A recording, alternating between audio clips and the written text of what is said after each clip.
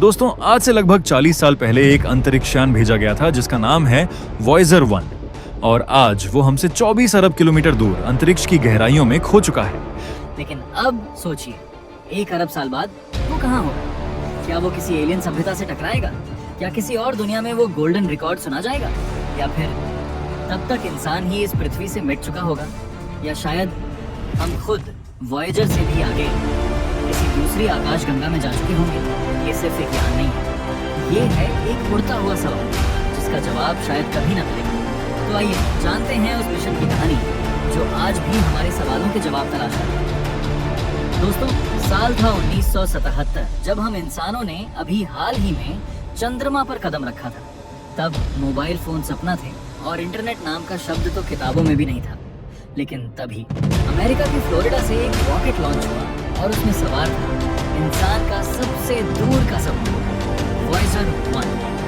तब शायद ही किसी को अंदाजा था कि ये यान लॉन्च के कई दशकों बाद लोगों की क्यूरियोसिटी की वजह बना रहा है, क्योंकि इसका मिशन था सौर मंडल के 2 सबसे विशाल ग्रहों जुपिटर और सैटर्न और उनके चंद्रमाओं की स्टडी करना। मगर ये कोई सामान्य यात्रा नहीं थी, ये थी एक ऐतिहासिक खोज की शुरुआत। लॉन्च के लगभग 2 साल बाद वॉयेजर ए आखिरकार एस्टेरॉयड बेल्ट को पार करते हुए सौर मंडल के सबसे बड़े ग्रह तक पहुंच ही गया। यही वो समय था जब हमने एक ऐसे प्लैनेट को देखा जिसने पूरे विज्ञान जगत को हैरान कर दिया और जिसके अंदर लगभग 1300 पृथ्वी आसानी से समा सकती थी। ये था जुपिटर। उसके बादलों की घुमावदार धाराएं, उसका लाल तूफान यानी ग्रेट रेड स्पॉट जो इतना बड़ा है कि 3 पृथ्वी उसमें समान जाएं, और उसकी बिजली से भरी आकाशीय हलचलें, सब कुछ पहली बार कैमरे में कैद हुआ। और फिर हमने देखा जुपिटर के चंद्रमा Io को। ये सौर मंडल का एकमात्र ऐसा चंद्रमा है जो बर्फ की तरह ठंडा और जमा हुआ नहीं है, बल्कि आग उगलता है। यहाँ काफी ज्यादा सक्रिय ज्वालामुखी हैं, लावा से बनी झीलें हैं जो लावा उगल रहे हैं, और यह आज भी सौर मंडल का सबसे ज्यादा ज्वालामुखीय रूप से सक्रिय पिंड माना जाता है। ऐसा लगता है जैसे ये ग्रहों के बनने के समय में ही आज भी रुका हुआ हो। ऐसा क्यों है, ये जानने के लिए आप ऊपर आई बटन पर क्लिक करके देख सकते हैं। इसके बाद वॉयेजर ने यूरोपा को देखा, एक चंद्रमा जिसकी सतह चिकनी बर्फ से ढकी थी, लेकिन उस बर्फ के नीचे विशाल एक महासागर की संभावना है। क्या वहां जीवन हो सकता है? वॉयेजर ने संकेत दिया, हाँ शायद। और इन्हीं की तलाश में हाल ही में नासा ने यूरोपा क्लिपर मिशन भेजा है जो 2030 में वहां पहुंचकर पानी और लाइफ का पता लगाएगा। और हाँ, इस यान में वैज्ञानिकों ने दुनिया भर से कई लोगों के नाम लिखकर यूरोपा पर भेजा है, जिसमें हमारा नाम भी शामिल है। तो क्या आपने भी अपना नाम यूरोपा पर भेजा है? अगर हाँ तो कमेंट करके बताइए। टॉपिक पर वापस आते हैं। इसके 1 साल बाद नवंबर 1980 में वॉयेजर 1 सैटर्न की ओर बढ़ा और वहां जो दिखा वो सबकी कल्पना से परे था। सैटर्न के रिंग्स, अनगिनत पतली बर्फीली रिंग्स जो ग्रह के चारों ओर घूम रही थी। और फिर आया टाइटन, सैटर्न का सबसे बड़ा चंद्रमा, एक ऐसा चांद जिसका वातावरण मोटी नारंगी धुंध से ढकी हवा, नाइट्रोजन और हाइड्रोकार्बन से भरपूर था। और तो और यहाँ लिक्विड मीथेन से बनी लेक्स और नदियों को भी देखा गया। ये संकेत था कि शायद यहाँ जैविक अणु मौजूद हैं और शायद जीवन भी हो। फिर आया 1990, एक ऐतिहासिक पल जब वॉयेजर 1 ने पलटकर पृथ्वी की तस्वीर ली। वो तस्वीर जिसे पैल ब्लू डॉट यानी एक फीका नीला बिंदु के नाम से जाना गया। दोस्तों, सौर मंडल की विशालता में हमारी धरती एक धुंधला बिंदु है जहां से हम इंसान इस विशाल ब्रह्मांड को समझने की कोशिश में लगे हैं। कार्ल सेगन ने कहा था, वहीं हमारा घर है, हम सब वहीं हैं। इसके बाद शुरू हुआ वॉयेजर 1 का इंटरस्टेलर मिशन यानी तारों के बीच की यात्रा।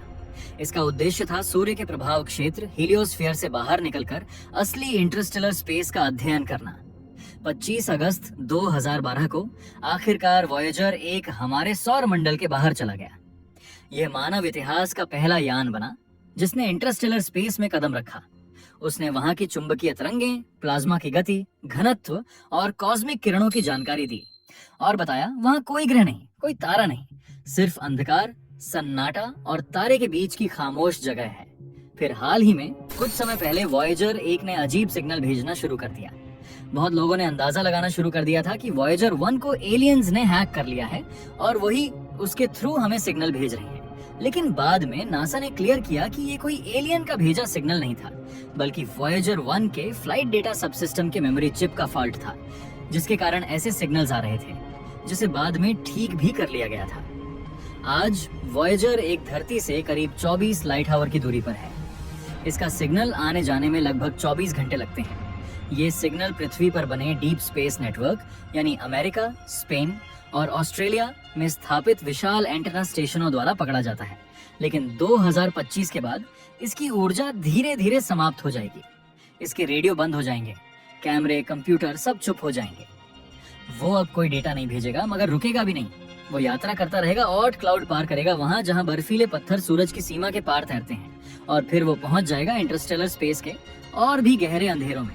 लगभग 40,000 वर्षों बाद वह ग्लीस 445 नामक तारे के पास से गुजरेगा और शायद किसी दिन किसी अन्य सौर प्रणाली के करीब भी जाए, लेकिन इतना करीब नहीं कि वह उसमें समा सके। 1 अरब वर्षों में वॉयेजर 1 लगभग 55,000 प्रकाश वर्ष की दूरी तय कर चुका होगा, लेकिन फिर भी मिल्की वे आकाशगंगा का सिर्फ 50% ही पार कर पाया होगा।